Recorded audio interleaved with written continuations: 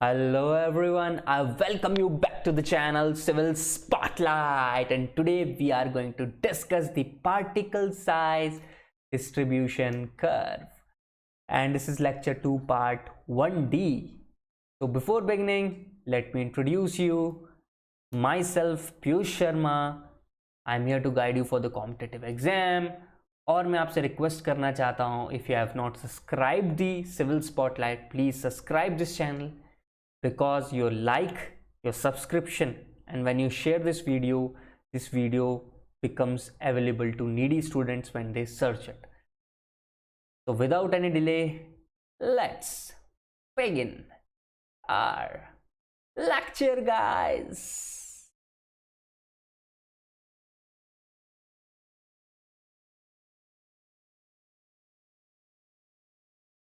तो particle size distribution के अंदर हम लोगों ने देखा कि कैसे सेडिमेंटेशन एनालिसिस के बाद परसेंटेज फाइनर आता है और उसको हम प्लॉट करते हैं with respect to particle size, और उसके बाद एक ग्राफ बनता है, उसी को कहते हैं पार्टिकल साइज डिस्ट्रीब्यूशन कर्व, या फिर कई बार उसे आपको क्वेश्चंस के अंदर, न्यूमेरिकल्स के अंदर कई बार दूसरे नाम से भी सुनने को मिलेगा, ग्रेडेशन कर्व। तो सबसे पहले हल्की सी नॉलेज ये लेते हैं कि भाई ये है क्या चीज़, किसके अगेंस्ट क्या है। तो ये प्लॉट है graph between percentage finer than that diameter, जो डायामीटर डी है, एंड डायामीटर ऑफ पार्टिकल्स के बीच में अच्छा नहीं लग रहा ना सुन के। सो बेसिकली ये एक ऐसा कर्व है जिसको पार्टिकल साइज जो है डिनोमिनेटर में यानी कि एब्सिसा में यानी कि एक्स एक्सिस पे लिखा जाता है और ऑर्डिनेट पे लिखा जाता है क्यूमुलेटिव परसेंटेज फाइनर। अब आप देख रहे होंगे दो तरह के कर्व हैं, बेसिकली ये एक ही कर्व है, बस इसका जो एब्सिसा है उसकी जो वैल्यू है वो उल्टी घुमा दी गई है, तो कर्व का जो शेप है वो इस तरीके से घूम गया है। तो बुक्स के अंदर, कई बुक्स के अंदर ये ऐसे दिया हुआ है और कई बुक्स के अंदर ऐसे दिया हुआ है। तो भाई डिनोमिनेटर को अच्छे से देख लेना, डिनोमिनेटर कह रहा हूँ, मुझे माफ कीजिएगा, please look at the abscissa, the x axis of the curve. कहीं वहां पे जो साइज है उसको घुमा तो नहीं दिया गया है। Okay, so this curve is obtained from percentage finer result of both coarse and fine grain portion of soil, and it is the result from the both sieve and sedimentation analysis। जैसे मैंने आपको समझाया था कि sedimentation और sieve analysis दोनों से निकल सकता है cumulative percentage passing, और उसको हम यूज करेंगे एज परसेंटेज फाइनर। ऑब्वियसली जितना क्यूमुलेटिव परसेंटेज फाइन पास होगा वो चला जाएगा ऑर्डिनेट्स में और नीचे आएगा पार्टिकल साइज एब्सिसा में। अब क्या है, जब इसको पहली बार प्लॉट किया गया ना, यहाँ तो मैंने आपको 100 लिख दिया है, फिर 10 लिख दिया, 1 लिख दिया, ऐसे बहुत छोटे स्केल पे दिखाते हैं। रियल में कैसा होगा, 100, फिर 99, फिर 98। पर ये जब अगर अपन ऐसे प्लॉट करने जाते हैं तो हो लिया, फिर तो ये ऐसे लंबा सा कर्व बनेगा। तो क्या करेंगे, इतनी लंबाई तो नहीं झेली जा सकती है, तो साइंटिस्ट ने, इंजीनियर्स ने सोचा एक काम करो, जो नीचे वाला पोर्शन है ना उसको कर दो लॉग पर, यानी कि log of particle size is on abscissa now and percentage फाइनर। ध्यान रखना मैं हर एक के नीचे देखो क्यूमुलेटिव लिख रहा हूं ताकि आपके दिमाग में बैठ जाए कि परसेंटेज फाइनर का मतलब परसेंटेज पास्ड दी सीव। ये दिखाऊंगा मैं एक न्यूमेरिकल के थ्रू, आपको एकदम क्लियर हो जाएगा कि परसेंटेज क्यूमुलेटिव फाइनर क्या है, वो पास हो चुके हैं पर्टिकुलर सीव से और लॉग स्केल यहाँ आ गया है, तो हमें एक रिप्रेजेंटेबल कर्व मिल जाता है। अब आपके दिमाग में आ रहा होगा ठीक है यार, ये कर्व की इंपॉर्टेंस क्या है। ये कर्व काफ़ी इंपॉर्टेंट है कि हम आइडेंटिफाई करें कि सॉइल की प्रॉपर्टीज़ क्या हैं, किस टाइप की सॉइल है। देखो यहाँ पे एक बनाया मैंने कर्व आप लोगों के लिए रखा है, जैसे कि यहाँ पे ऑब्वियसली डिनोमिनेटर में ये जो साइज़ है ये काफ़ी छोटी है, सिल्ट की मैं आपको समझा चुका हूँ बड़ी है, फिर सैंड की बड़ी और ग्रेवल की बड़ी। तो ये कर्व कैसा बना, देखो ऐसा, और यहाँ पे परसेंटेज फाइनर। तो मैं आपको बार बार क्यूमुलेटिव बोलता हूँ, क्यों, क्योंकि यहाँ पे देखो 100% है, फिर 80% है, 60%, 40%, 20%। इसका मतलब 100% of particles are finer than this size. तो ये जो साइज है ये सबसे बड़ी साइज है, 100% पार्टिकल ऑब्वियसली इससे फाइन होंगे। अब जैसे 80 वाला ले लो, 80% of particles are finer than this size. तो ये साइज जो निकल के आ रही है, सपोज करो ये एक साइज को मैं कहता हूँ डी, तो इससे नीचे वाले जितने भी पार्टिकल्स हैं वो सारे के सारे कैसे हुए, फाइन हुए। तो ऑब्वियसली हम यहाँ क्यूमुलेटिव वाला पार्ट उठा के रख सकते हैं। मैं न्यूमेरिकल कराऊंगा तो और क्लियर होगा आपको। चलो एक बार अपन चलते हैं कि वेरियस टाइप ऑफ सॉइल्स को डिफाइन किया गया on the basis of this curve. कैसे, उसे कहते हैं well graded soil, poorly graded और गैप ग्रेडेड सॉइल। अब ये कैसी सॉइल्स हैं भाई, ये भी बता दी जाए। तो देखो इनकी डेफिनेशंस भी हैं और मैंने आप लोगों के लिए कुछ प्लॉटिंग भी की है ताकि आपको क्लियरली समझ में आए। तो वेल ग्रेडेड सॉइल क्या है, अ soil that is heterogeneous mixture of soil मास। सबसे अच्छी सॉइल जो होगी ना वो ऐसी होगी जिसके अंदर सारे के सारे मतलब कोर्स पार्टिकल भी हों और फाइन पार्टिकल्स भी हों और मीडियम साइज पार्टिकल भी हों। जैसे कि यहाँ पे मैंने ए से डिनोट किया, देख लो कर्व क्ले से चला था, सिल्ट में नाचते हुए गया, सैंड में भी नाचते हुए ग्रेवल में पहुंच गया। तो ऐसी सॉइल जो है वो वेल ग्रेडेड है, इसमें हर एक टाइप का पार्टिकल प्रेजेंट है। पुअरली ग्रेडेड, यह इसका दूसरा नाम है यूनिफॉर्मली ग्रेडेड। अब आपको समझ में आ गया नाम यूनिफॉर्मली ग्रेडेड, यानी कि एक ही जैसे पार्टिकल इसमें एग्जिस्ट कर रहे हैं, almost same type of soil particles, यानी कि साइज एक जैसी। अब इसको ग्राफ में दिखाना हो तो कैसे, देखो क्ले वाला पोर्शन ले रहा हूं मैं सी पे, ये कर्व देखो, ये सारे के सारे पार्टिकल क्ले में ही रह गए। यहाँ फिर यहाँ देखो सैंड में, इसको मैंने डी से डिनोट किया कर्व को, तो यहाँ पे ज्यादातर पार्टिकल सैंड में रह गए। तो सी और डी क्या है, पुअरली, सी हो गई पुअरली ग्रेडेड क्ले, डी हो गया पुअरली ग्रेडेड सैंड। आई बात समझ में आप लोगों को। अब एक पोर्शन है गैप ग्रेडेड, गैप का मतलब होता है गैप आ जाना, ठीक है ना, उससे आप याद रख सकते हो। तो इस सॉइल में कोर्स है, फाइन से और बीच के इंटरमीडिएट पार्टिकल्स गायब हो गए। तो ये कैसा होगा, ये जो पार्टिकल बी से बना है, देखो बी पार्टिकल नहीं, बी कर्व से बना है, बी ये रहा, ये देख रहे हो, ये ट्रेस आउट करके जा रहा है। तो यहाँ पे ये देखो ऑलमोस्ट हॉरिजॉन्टल है कर्व, तो इसका मतलब यहाँ पे परसेंटेज फाइनर उतना ही है। तो यहाँ से लेकर यहाँ तक के पार्टिकल जो हैं इसमें गायब हो गए। ग्रेवल था, सैंड था, फिर सीधे सीधे देखा भैया सिल्ट भी और फिर क्ले आ गया, तो कुछ पोर्शन ऑफ सिल्ट और सैंड जो है बीच का वो गायब हो गया। तो इसको कैसे रिप्रेजेंट किया कर्व को मैंने, बी से, कैसा है, गैप ग्रेडेड। ओके, देखो कितना सिंपली मैं कोशिश कर रहा हूं आपको समझाने की। और अब आते हैं कि इन जनरल ये कैसा है। इन जनरल जो मैंने कर्व यहाँ पे प्लॉट किया है वो कुछ इस तरीके से कि यहाँ पे साइज जो है वो बढ़ रहा है ऑन एब्सिसा, जो कि नॉर्मल स्केल होता है अपना, ठीक है ना, तो उसी को यूज़ किया है और उसके अकॉर्डिंग यहाँ परसेंटेज फाइनर लगा रहे हो। तो ऊपर ये 100% है, ये फिर 80%, 60% जो भी आप है 0 से प्लॉट कर सकते हो। तो यहाँ पे वही है 10, 20, 30 जो भी 100 तक गया, यह है परसेंटेज फाइनर। वापस लिख देता हूँ परसेंटेज फाइनर, बार बार मैं चीख रहा हूँ क्यूमुलेटिव है। कैसे है, इसका आइडिया देने के लिए एक काम करो, ऐसे समझो कि कुछ कुछ सीव्स हैं और चलो इसके लिए अपन न्यूमेरिकल को पहले मैं आपको दिखाई देता हूँ जो मैंने चूज कर रखा है आपके लिए, बस इसमें समझाने के लिए। अभी न्यूमेरिकल हम वापस से सॉल्व करेंगे, बट समझो कि जैसे 600 माइक्रोन सीव है, 500 माइक्रोन mm की सीव है और 425 mm की सीव है। इसके अंदर जो वेट रिटेन है, रुका वेट, वो है 200, 250 या 50 ग्राम, ठीक है। अब मैं क्यूमुलेटिव वेट रिटेन्ड की बात करूंगा, तो यहाँ पर रिटेन्ड कितना हो जाएगा, इसमें 200, अब 500 क्योंकि 600 ऊपर है, 500 उसके नीचे और 425 सबसे नीचे होगी।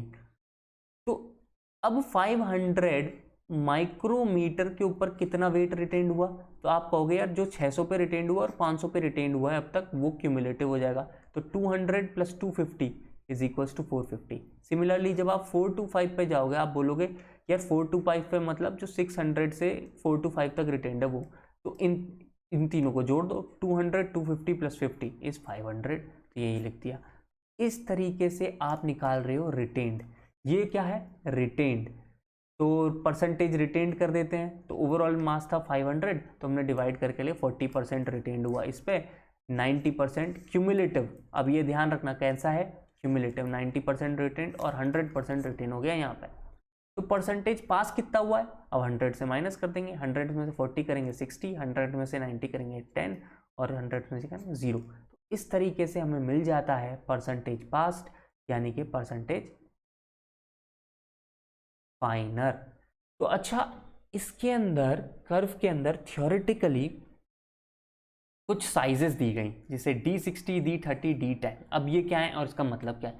D60 लिख दिया, इसका मतलब है 60% of particles are finer than this size. उसी तरीके से कुछ भी लिखते, 30 लिख दे तो 30% of particles are finer than this size, 10% of particles are finer than this size. ये क्या होते हैं? D30, D60 और D10, ये हमारे लिए मैथमेटिकली बहुत इंपॉर्टेंट है। ये देखो, मैंने यहाँ प्लॉट करने की कोशिश की, 60% पार्टिकल जो हो गए वो यहाँ तक कवर अप हो चुके हैं, ठीक है ना। उसी तरीके से हटने दो इसको, 30% पार्टिकल यहाँ कवर हो गए, और फिर बाद में हम 10% पार्टिकल देख सकते हैं वो यहाँ कवर हो गए। आ रही है ना अब आपको बात समझ में? अब आपके दिमाग में आ रहा होगा कैसे ये इम्पॉर्टेंट है, वो देखो। तो उसके लिए कोफिशिएंट ऑफ यूनिफॉर्मिटी जो है हम उसको पढ़ेंगे, देखेंगे। बट एक बीच में इंपॉर्टेंट पॉइंट है, D10 को कई बार इफेक्टिव साइज के नाम से डिनोट किया जाता है, और कई बार लिख देते हैं the effective size of soil is से 0.5 mm। एग्जाम्पल ले रहा हूँ से, तो इसका मतलब है जो 10% particle finer than this size है, only 10% of that soil has 0.5 mm particles, या उससे छोटे होंगे। अब आप सोच रहे होंगे सिर्फ 10% वाले को इफेक्टिव साइज कह रहे हैं, तो इसका रीजन क्या है, इसका मतलब क्या है, और ऐसा क्यों कह रहे हैं? क्या है, सॉइल एक हिट्रोजीनस मिक्सचर है, मोटे भी हैं, मीडियम भी हैं और छोटे भी हैं। अगर हम इन सारे पार्टिकल्स को हटा के एक सेम पार्टिकल लगा दें, तो वो पार्टिकल का साइज क्या हो कि सॉइल की जो मोस्ट ऑफ द प्रॉपर्टीज हैं वो सेम ही रहें, यानी कि सॉइल की जितनी भी इंडेक्स प्रॉपर्टीज रही वो अप्रॉक्सीमेटली सेम रहें। अगर हम हिट्रोजीनस मिक्सचर ऑफ सॉइल में से सारे पार्टिकल हटा के, ये मोटे पतले छोटे में से हटा के सिर्फ एक ही साइज के पार्टिकल रख दें उसके अंदर, तो वो वाली साइज क्या कहलाएगी?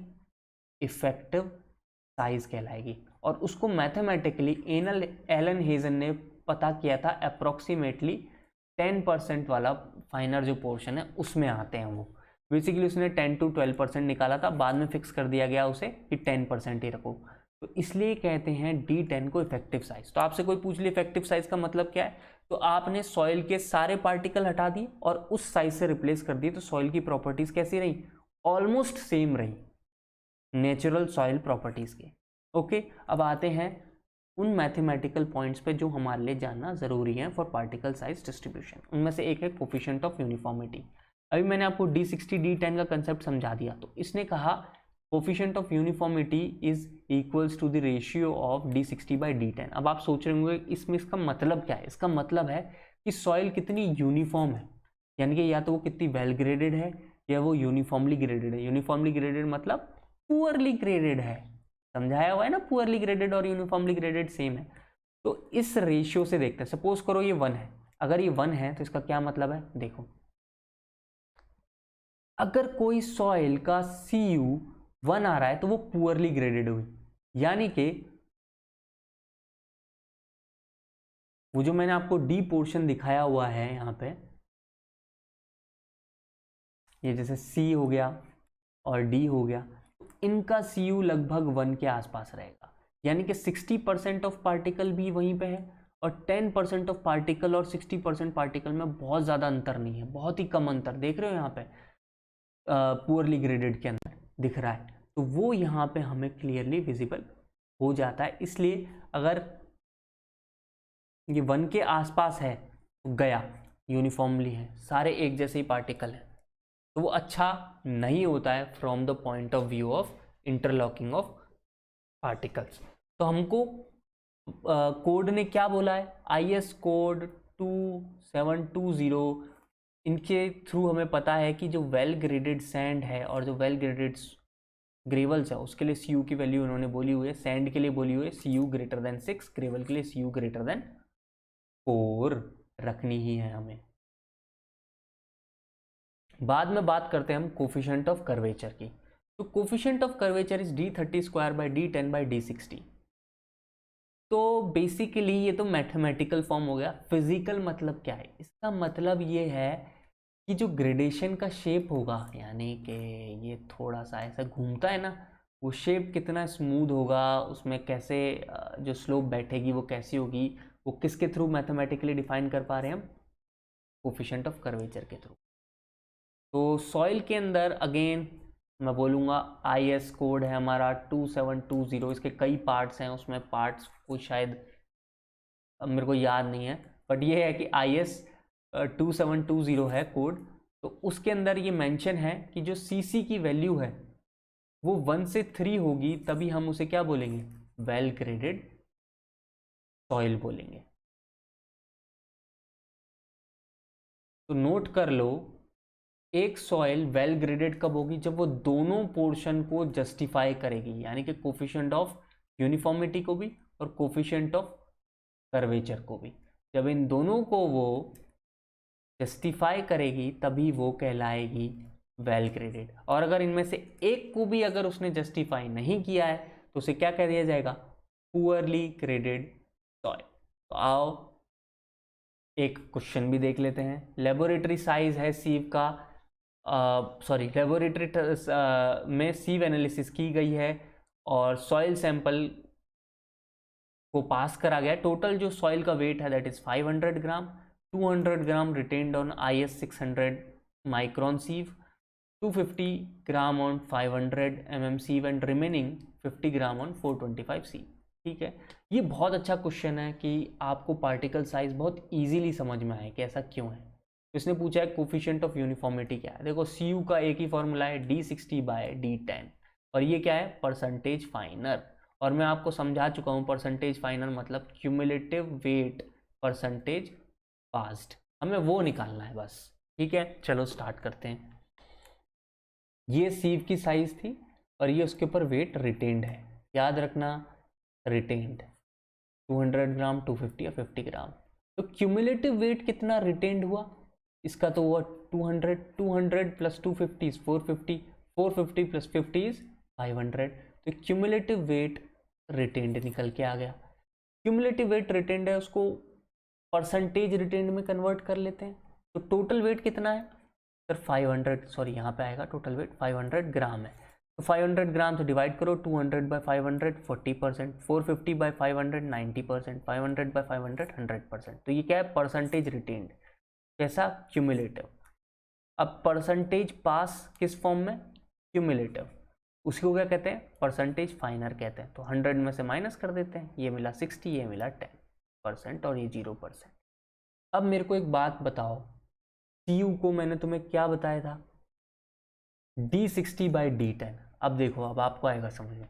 तो डायामीटर की साइज, जो सॉइल की 60% of particles are finer than this size, वो साइज कौन सी है, वो है 600 माइक्रोमीटर। आई बात समझ में। और 10% of finer than this size, तो वो साइज कौन सी है, 500 माइक्रोन साइज है। यानी कि डायामीटर की साइज ये रही, डायामीटर की साइज ये रही। तो D60 ये रहा, D10 ये रहा। अब इसको उठा के इन दोनों के रेशियो रख दो, 600 माइक्रोन 500 माइक्रोन, क्या मिला 1.2।